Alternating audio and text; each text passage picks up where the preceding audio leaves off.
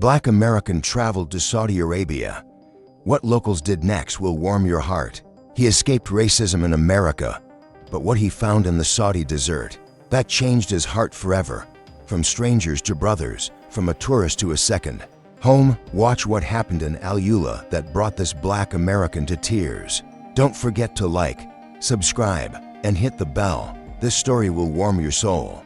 Marcus Johnson was 34 years old, born and raised in Atlanta, Georgia. He had a warm smile, a deep voice, and the soul of a thinker. But lately, he felt exhausted not by work, but by life in America.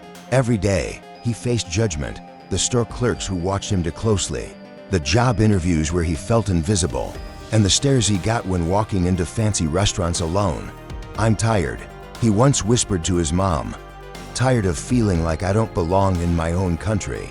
One night, after another frustrating day, Marcus sat on his couch scrolling through videos of different countries.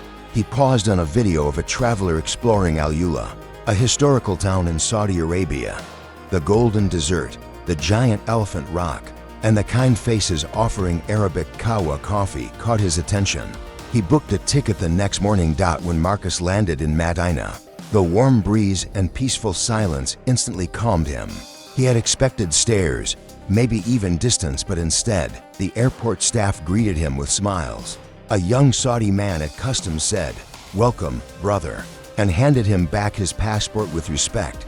On the road to Al-Ula, the driver, Ahmed, offered him dates and kahwa from a small thermos. "You came alone?" Ahmed asked kindly. "Yes," Marcus replied, a bit nervous. "You are not alone now," Ahmed smiled. "You are with us." Marcus didn't know how to respond. He wasn't used to kindness from strangers without suspicion. As they drove through the scenic canyons and rocky cliffs, Marcus was in awe. The silence of the desert was peaceful. No noise, no fear, no judgment, just space to breathe. Marcus checked into a traditional mud brick guest house near the old town of Al-Ula. It was simple, beautiful, and quiet. That evening, as he explored the narrow alleys, a group of young Saudi boys waved at him. One ran over and handed him a bottle of cold water. "Welcome to Al-Ula," the boy said in broken English. Later, he sat in a local cafe where older men in thobes white robes were sipping kahwa. Marcus hesitated, unsure if he should sit.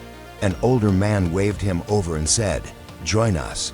They didn't speak much English, but they poured him coffee, offered dates, and smiled. Marcus sipped the kahwa slowly. It was bitter, spicy, and comforting. For the first time in a long time, he felt something strange safe. When he paid his bill and stood to leave, the cafe owner stopped him and smiled. "No money. You are our guest." Over the next few days, Marcus visited Elephant Rock, rode a camel through the valley, and walked through ancient Nabatean tombs. Each step, he met someone who made him feel valued. At a market, a shop owner offered him a free scarf, a gift. He said at a mosque, an imam invited him in, gently showing him how to wash for prayer. Even though Marcus wasn't Muslim, at a small school, children gathered around him, laughing and asking him questions in English. One little boy hugged him and said, "You look like my uncle." Something began to grow in Marcus, a feeling he hadn't known before. Not just peace, but belonging. In America, people looked at his skin and decided who he was. In Saudi Arabia, people looked at his face and offered him a seat. On his last day in Al-Ula, Marcus sat under a palm tree, drinking kahwa beside a Saudi friend named Faris. The sun was setting behind the red mountains. "Why did you come here, brother?" Faris asked. Marcus was silent for a moment.